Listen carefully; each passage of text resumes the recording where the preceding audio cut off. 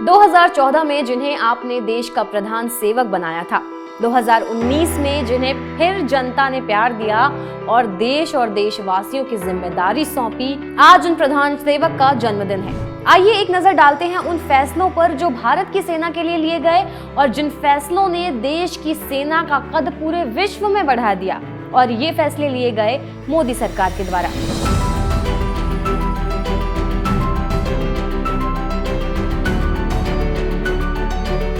पहला है रक्षा बजट का बढ़ना। देश का रक्षा बजट 2014 में 2.53 लाख करोड़ था, जो कि अब बढ़कर 5.25 लाख करोड़ हो गया है। भारत रक्षा के क्षेत्र में खर्च करने के मामले में अमेरिका और चीन के बाद दुनिया में तीसरा सबसे बड़ा देश बन चुका है। देश के रक्षा मंत्री राजनाथ सिंह ने कहा था कि 8 साल पहले डिफेंस एक्सपोर्ट जिसकी कीमत लगभग 900 करोड़ रुपए थी, अब बढ़कर लगभग 13,000 रुपए करोड़ हो गई है।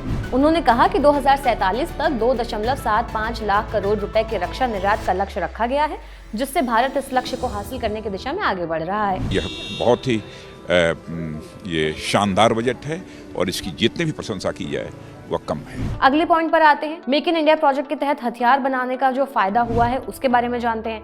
मेक इन इंडिया अभियान के तहत भारत सैन्य हथियार बनाने में काफी तेजी से आगे बढ़ रहा है। इसका सबसे बड़ा एग्जाम्पल अगर मैं बोलूं तो भारत की नौसेना के बेड़े में शामिल हुआ स्वदेशी युद्धपोत INS विक्रांत है। विक्रांत की ताकत का अंदाजा आप इस बात से लगा सकते हैं कि इस पर 30 से ज्यादा लड़ाकू विमान लैंडिंग और टेक ऑफ कर सकते हैं। 32 मिसाइलें इसमें तैनात हैं। कई अन्य फाइटर हेलीकॉप्टर को भी तैनाती दी गई है। गैस टरबाइन और अत्याधुनिक राडार सिस्टम भी है इसमें। दुनिया की टॉप 100 कंपनीज में से भारत की 3 कंपनीज ने जगह बनाई है मेक इन इंडिया प्रोजेक्ट के तहत। Swedish think tank Stockholm International Peace Research Institute की रिपोर्ट की अगर हम माने तो Hindustan Aeronautics Limited, Bharat Electronics Limited और इंडियन ऑर्डिनेंस फैक्ट्रीज को टॉप 100 कंपनीज में शामिल किया गया है। नेक्स्ट पॉइंट पर आते हैं। भारतीय सेना की ताकत बढ़ा रहे हैं रफेल और तेजस जैसे फाइटर जेट। फ्रांस से मंगाया गया था रफेल फाइटर जेट दुनिया के खतरनाक जेट्स में शामिल है। स्वदेशी तेजस फाइटर जेट भी दुनिया को चुनौती देने के लिए सेना का हिस्सा बन चुका है। ऑस्ट्रेलिया, अमेरिका, फिलीपींस और मिस्र तक इस जेट के चर्चे हैं। नेक्स्ट पॉइंट पर आते हैं। मिसाइल्स, गाइडेड रॉकेट लॉन्चर और जो मॉडर्न पनडुब्बियां हैं, सेना इनसे लैस है। देश की सेना इस दौरान अत्याधुनिक और खतरनाक गाइडेड मिसाइलों, एंटी टैंक मिसाइल्स, टैंकों, guided rocket launchers, hand grenade और आधुनिक पनडुब्बियों से लैस हो चुकी है। खास बात यह है कि इसे भारत ने खुद अपने लिए बनाया है। अब दूसरे देश भी इन हथियारों को भारत से खरीदने की इच्छा जता रहे। नेक्स्ट पॉइंट पर आते हैं और बात करते हैं कि सीमाओं पर पहुंचने के लिए जो रास्ता बनाया गया है उसके बारे में। भारतीय सेना को दुर्गम से दुर्गम क्षेत्रों में पहुंचने के लिए सड़क हो, रेल यातायात हो और वायु सेवा पर भी फोकस किया गया है। मोदी सरकार ने 4000 किलोमीटर तक चीन से लगी भारत की सीमा पर इंफ्रास्ट्रक्चर का जाल बिछा दिया है, जिससे कि दुर्गम से दुर्गम परिस्थितियों में सैनिक कहीं भी पहुंचकर दुश्मनों का खात्मा कर सके, उनका सामना कर सके। नेक्स्ट पॉइंट पर आते हैं। Chief defence of army staff से निर्णय लेना। ये जो पीएम मोदी ने एक चीज की है ये बहुत अच्छी है। पीएम मोदी ने chief defence of army staff यानी CDS का एक पद बनाया, जिससे सेना की ताकत को और मजबूती मिली। CDS तीनों सेनाओं के प्रमुख होते हैं, यानी किसी दुश्मन देश की हरकतों का जवाब देने के लिए अब सेना स्वयं सक्षम हो गई है। उसे सरकार से अनुमति लेने की जरूरत नहीं है। CDS ही किसी भी देश पर जवाबी हमले का आदेश दे सकता है। इसके अलावा सेना में लड़कियों के लिए, औरतों के लिए भी सरकार ने पूरी तरह से रास्ते खोल दिए। 2016 में जो सर्जिकल स्ट्राइक हुई थी उसके बारे में बात कर लेते हैं। उरी हमले के बाद जब भारतीय सेना ने 29 सितंबर 2016 को पाकिस्तान के कब्जे वाले कश्मीर में नियंत्रण रेखा के पार आतंकियों के लॉन्च पैड को निशाना बनाकर सर्जिकल स्ट्राइक की थी।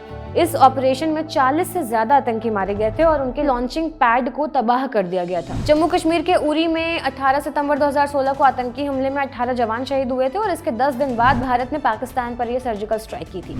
2019 में हुई एयर स्ट्राइक की बात अब करते हैं। 2019 में भी भारतीय सेना पर बड़ा हमला हुआ था। पुलवामा में हुए इस हमले में 40 CRPF के जवान शहीद हो गए थे। इस हमले के बाद 26 फरवरी 2019 की सुबह भारतीय सेना के फाइटर जेट्स ने POK में घुसकर बमबारी की और बालाकोट में आतंकियों के ठिकानों को नष्ट कर दिया था, तबाह कर दिया था। इस हमले में कई आतंकी मारे गए थे। इसके बाद पाकिस्तान के फाइटर जेट ने भारतीय सीमा में घुसने की कोशिश भी की थी, लेकिन फिर इंडियन एयरफोर्स ने उन्हें खदेड़ दिया था। बात कर लेते हैं म्यांमार सर्जिकल स्ट्राइक की, जो कि जून 2015 में हुई थी।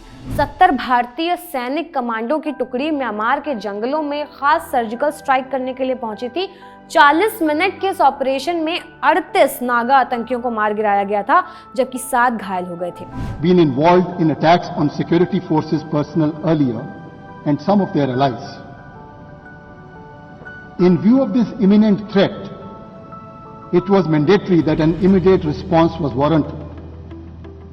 And based on the intelligence that had been gathered by us, we conducted operations to counter these attacks.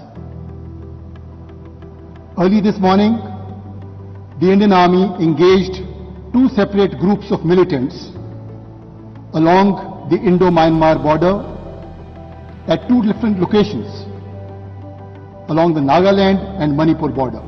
अब अग्निपथ स्कीम की बात कर लेते हैं। भारत सरकार ने 14 जून को देश की तीनों सेनाओं में अग्निपथ स्कीम लागू करने की घोषणा की थी। इस स्कीम में चुने गए सैनिकों को अग्निवीर कहा जाएगा और वो मैक्सिमम 4 साल तक सेना में ड्यूटी कर सकेंगे। इसके बाद उनमें से 75% को 11 लाख रुपए देकर रिटायर कर दिया जाएगा। रिटायर हुए सैनिकों को कोई पेंशन नहीं दी जाएगी।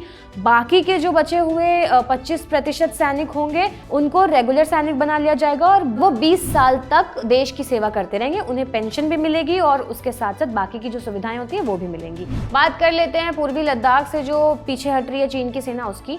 पूर्वी लद्दाख सीमा पर 5 मई 2020 को पैंगोंग झील क्षेत्रों में हिंसक झड़प के बाद गतिरोध शुरू हो गया था।